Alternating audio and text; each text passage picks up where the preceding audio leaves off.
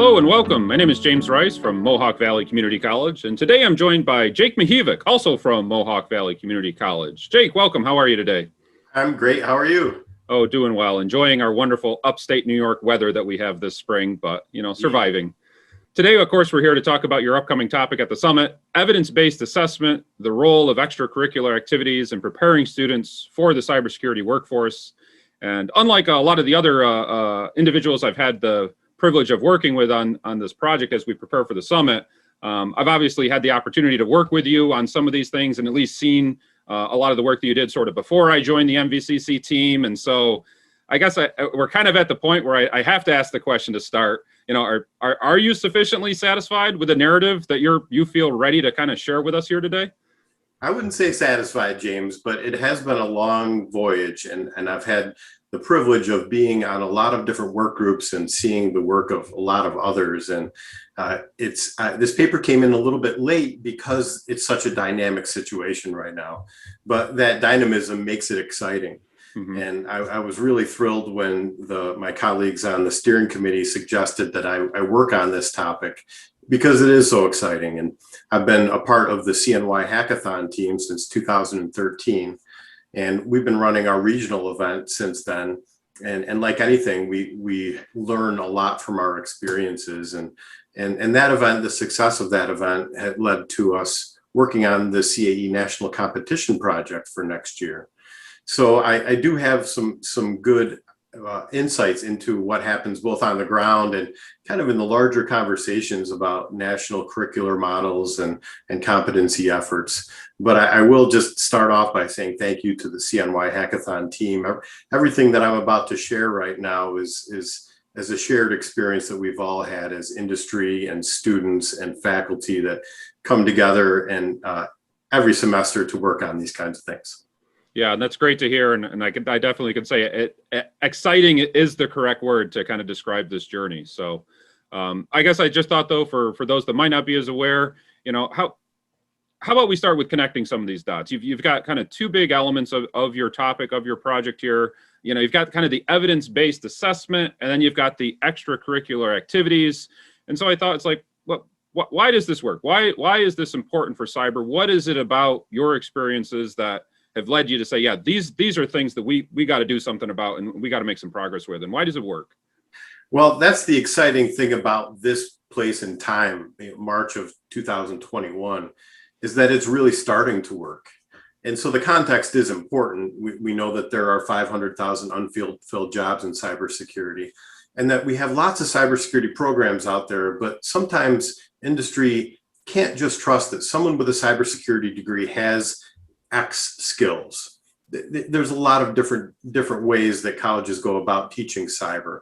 So we also know that industry in the past has leaned on certification exams, but we as academics know that those certification exams right in the intro to them require a couple of years of work experience. So these extracurriculars like our competitions are really starting to emerge as the bridge between academia and professional certifications going forward. So the context is certainly important. And within cybersecurity, the competency requirement is really important for a number of reasons. First, students have to be capable of working in a high pressure environment. That's really hard to simulate in the classroom. So the extracurriculars can help us with that. And we also know that when students enter the workforce in cybersecurity, they need to be competent right away. They're going to be asked to do critical tasks where if they fail to complete them, they might actually be doing more harm to the institution than helping in their role. So we know that cybersecurity is a unique place where these things fit. In general, we've been engaged with cybersecurity competitions for almost a decade now, James, because we know the things that they bring. In particular, the thing we appreciate in the classroom is that they really help with student retention and student engagement in the classroom. This competition shows the student why they need to pay attention to Professor Rice when he's explaining how to configure a Windows network interface versus a Linux network interface. It's very obvious to them once they've gone through one competition why they need to know that.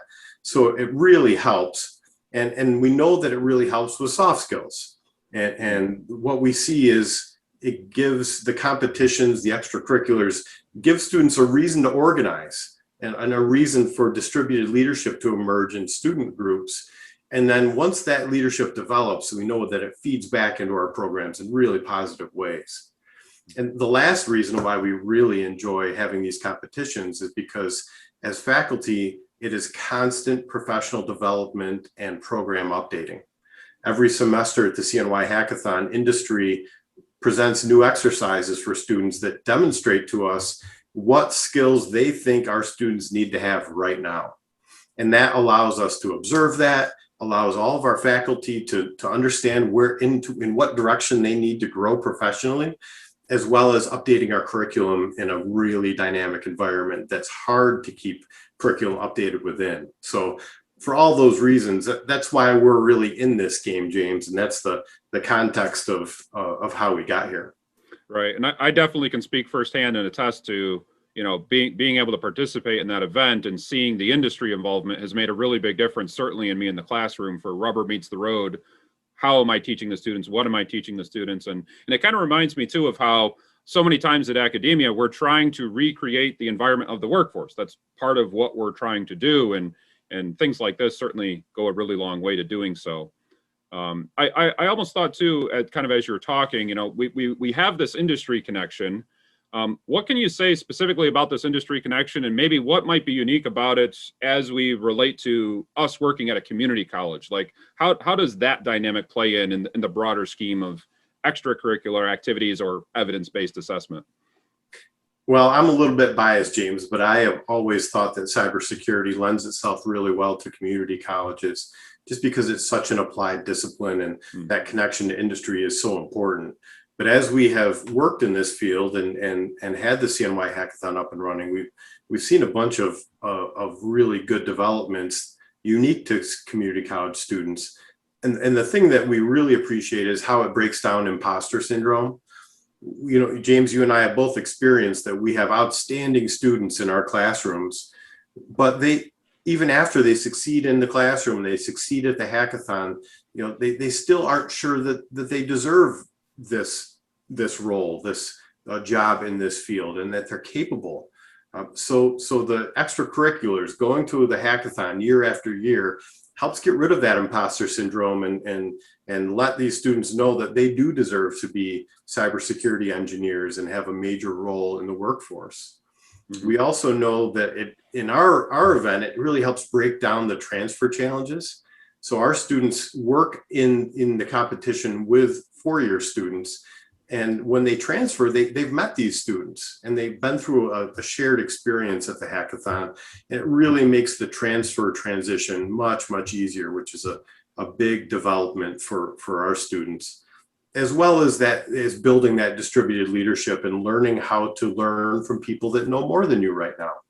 And asking the right questions and being a good learner and being someone that knows more than you wants to share information with is a skill that community college students really need, and they have done the competitions do a great job of fostering that.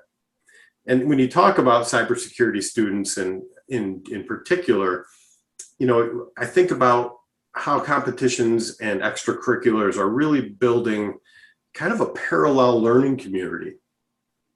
And if you think about the great work that's been done on competitions in our industry, right now, a student in high school can participate in PICO CTF and Cyber Patriot. When they get to college, they can start their college experience with the CAE National Competition, which is designed to get them started into competitions. And then as they progress through college, they can attend the National Cyber League, CCDC, and then when they actually hit the workforce, they might end up doing something like the President's Cup. Mm. So it's really a parallel learning community that as a community college people, we know anything that breaks down barriers is really helpful to our students. And in the past, in order to get a six-figure job or a job with as much responsibility as our cybersecurity students are earning now, you might have needed to go to a very expensive college or has a certain level of prestige. There were barriers there. And now any student who engages in a good cybersecurity community college program and goes through this competition schema that we've built across the country, there are no barriers. Those students are welcomed into the workforce if they take those steps. Mm-hmm. And that's a really important point that not just us as faculty and educators need to be aware of, but also the students themselves. So in academia, we really need to make sure we're doing what we can to kind of distribute that message and show how all the way from high school to the workforce, this could be a real avenue to advancing yourself professionally. Absolutely. Yeah. Well, I'm not going to let you get away, because you certainly hit on a really important key term, which was the term competency. You said that was something that was driving a lot of this from an industry, right? The industry wants competent people. And so we in academia, we take that word and we do something else with it. We don't use the word haphazardly, let's say. That has meaning to us whenever we want to try to achieve that. So I thought perhaps maybe you could give a little bit of what's the history, what is happening with that word competency in terms of academic terms, let's say, as far as competitions and extracurriculars. So the current state of the art is mapping, and that is taking the challenges within our competitions and extracurriculars and mapping how they relate to existing workforce framework models. And we all know in cybersecurity that right now that translates to the NICE framework. Nice. So we know that's mapping is what we've been doing for quite a while. And we're all wondering what's next, and what's next is starting to emerge. At the same time, competitions are doing great. There are more competitions every month. A new competition starts, and there's a lot of engagement with students. And we've had the freedom as we build these things to build these competitions based on our funding source and our local industry needs and what we think the students enjoy. But I think that time is kind of coming to a close. I think that we are going to need to align all of our future competitions with competencies that employers want to see. So I think a new era is starting to emerge in the very near future. At the same time, the NSA's CAE community continues to grow. We have 335 colleges and universities in the Center of Academic Excellence in Cybersecurity program. And in the curriculum that each college needs to meet in order to get into that program, it's becoming so ubiquitous that it is a national cybersecurity curricular model that is starting to have a lot of, it really has established itself as the curricular model. So a lot of these pieces are emerging, and those are what are pushing us to make some progress in competencies as we are now. And I mentioned the NICE framework. The previous NICE framework, as we know, was built on KSAs and a giant list of knowledge, skills, abilities, tasks. And the new version of the NICE framework really asks us to lean on industry more to develop those competencies. And they are looking to serve more as a bridge than a central repository of competencies. And that matters. And as we have started to explore this, we've found that some partners are at different places with this. For example, we had some discussions with the Office of Personnel Management, one of the largest employers being the federal government, and they're currently defining everything, all of their competencies based on knowledge statements. And we know that the new version of the NICE framework asks us to go beyond that. So everyone is kind of in transition right now. And we have great work that we're leaning on from the National Cyber League. The DOE Cyberforce competition did a great job of mapping everything. And now we're starting to see how we might transition into a newer version of that, which is much more based on evidencing. Mm-hmm. Yeah, that's really interesting to hear how you've got NIST specifically under NICE who is moving forward and kind of seeing what the future looks like to them, and we've got industry right there with them giving feedback and saying why this is important. And then obviously us as academia, we're trying to contribute and make the two meet and figure out what's the best avenue for really evidencing that. So kind of having said that, I guess what do you see, or what do you maybe hope for? Maybe hope is a better word for the academic community? Like, is there contributions that we're looking to make in the near future? Are there some domain leaders we need to kind of keep an eye on to see what progress is made? I mean, what do we have to look forward to, let's say, for the fall, by the summit, or in the near future? It's a really exciting time because things are starting to come together. The CAE program set up a evidencing competencies work group, which is making really good progress about how we might operationalize the challenge of evidencing a competency. And they have a draft that's coming together and will likely be finalized in a year or so. And that operational element is what's the most important. So within the CAE national competition and the CNY hackathon team, we're really focused on what I'm calling the gold of all of this. We have all of these different references and all these existing resources and artifacts to build competencies for us to work against, right? I think right now we don't have any established competencies for us to test against, but we know what they're going to rely on. We know what the existing resources are, so we can make some good guesses on that. And based on that, we've challenged our engineering team, our whole CNY hackathon team, to come up with some innovative ways of evidencing how a student in our competition might demonstrate that they have the competency that we're prototyping. And that's the real gold of this. And the good news is that within the CNY hackathon engineering team, within all of the teams that we've come to know throughout the competition and extracurricular industries, there's a lot of creativity, there's tons of technical competence. And so the real gold is given, for example, a task such as decrypt seized data using technical means.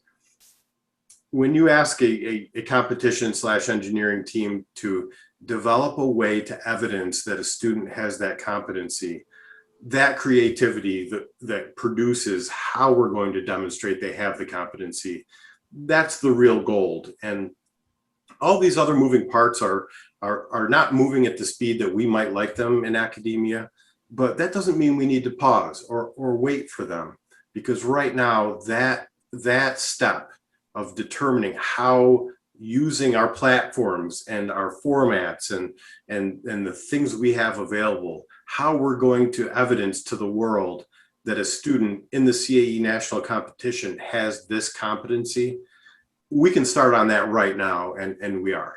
And it's a really exciting time for that reason.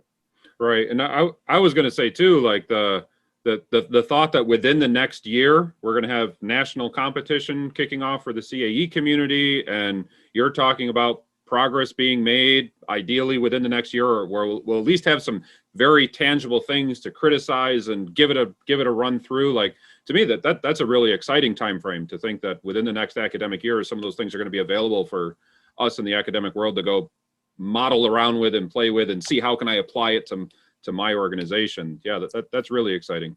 Well, it should also be exciting for industry, because industry, they've been asking for a competency, students to demonstrate that they can do X thing before we hire them.